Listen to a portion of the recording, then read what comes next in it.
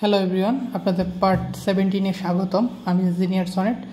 আজকে আপনাদের এই 3ds ম্যাক্সের ক্যামেরা সেটআপ দেখাবো। তো প্রথমে আমি ভিউ পোর্ট করে নিলাম 4টা। তো প্রথমত হচ্ছে আমি আপনাদের এই প্ল্যানগুলো নিয়ে নিলাম, মোবাইল সিলেক্ট করে আমি এখানে ক্যামেরাতে যাব।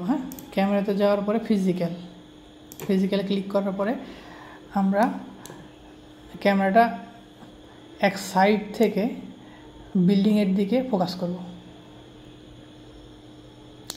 তারপর ছেড়ে দেব। তারপর মোবাইল সিলেক্ট ক্লিক করার পরে আমি জেড এক্সিসে 5 ফিট দিয়ে দেব। তারপরে হচ্ছে আমি ক্যামেরাটাকে সিলেক্ট করব, করার পরে মাউসের রাইট বাটন ক্লিক করব, তারপরে সিলেক্ট ক্যামেরা টার্গেট।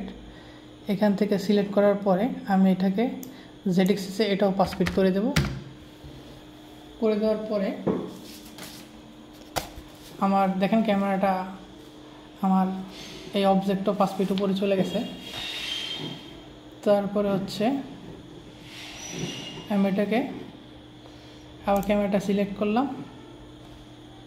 এখান থেকে শিফট অ্যাপ প্রেস করব, তাহলে আমার একটা ফ্রেম চলে আসলো। কিবোর্ড থেকে সি প্রেস করলে আমার ক্যামেরার মডিউলটা চলে আসছে। তো ক্যামেরার মডিউলটা আসার পরে এখান থেকে মডিফাইয়ের পরে হচ্ছে অ্যাপারচারে এখানে 6 করে দেব। তারপরে হচ্ছে নিচ দিকে যাওয়ার পরে এই শাটার টাইপ এটাকে 1 সেকেন্ড করে দেব। ডিউরেশন করে দেব হচ্ছে 600। তারপরে নিচ দিকে যাব, এক্সপোজার এটাকে মিনিমাল করে দেব, এখান থেকে এটাকে 100 করে দেব। তারপরে হচ্ছে টেম্পারেচারে ক্লিক করব, টেম্পারেচারটাকে 6700 করে দেব। তারপরে হচ্ছে পার্সপেক্টিভ কন্ট্রোল যে অটো ভার্টিক্যাল এটা করে দেব। আর এই সাইডে একটু হরিজন্টাল পাশে বেশি আছে, এই সাইডে একটু কম আছে। আমি এখন এটাকে অ্যাডজাস্ট করব। আর এইদিকে আসলে মাইনাস, এইদিকে আসলে প্লাস। আমি মাইনাস এটা 10 দিয়ে চেষ্টা করি, 10 একটু বেশি হয়ে যায়, তো -5 দিয়ে ট্রাই করি, মোটামুটি আছে।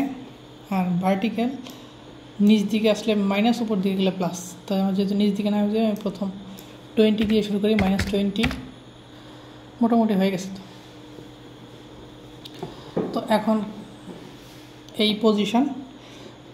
তো এখন আমি এই ক্যামেরাটাকে ধরে ম্যানুয়ালি একটু ঠিক করি।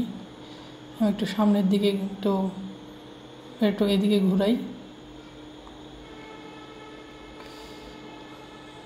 আমার এই নিচে আরেকটু নামাবো, এর জন্য ভার্টিক্যালি আরেকটু বাড়াইয়া দিই।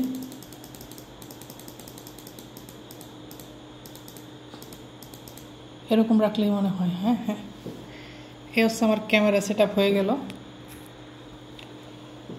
ক্যামেরা সেটআপ এই পর্যন্তই। আমি নেক্সট ভিডিওতে আপনার লাইট সেটআপ দেখাবো। আমার ভিডিওটা যদি ভালো লাগে অবশ্যই আমার চ্যানেলটা সাবস্ক্রাইব করবেন, আর আমার সাথেই থাকবেন। প্রতিনিয়ত নতুন ভিডিও পেতে থাকবেন। ধন্যবাদ সবাইকে।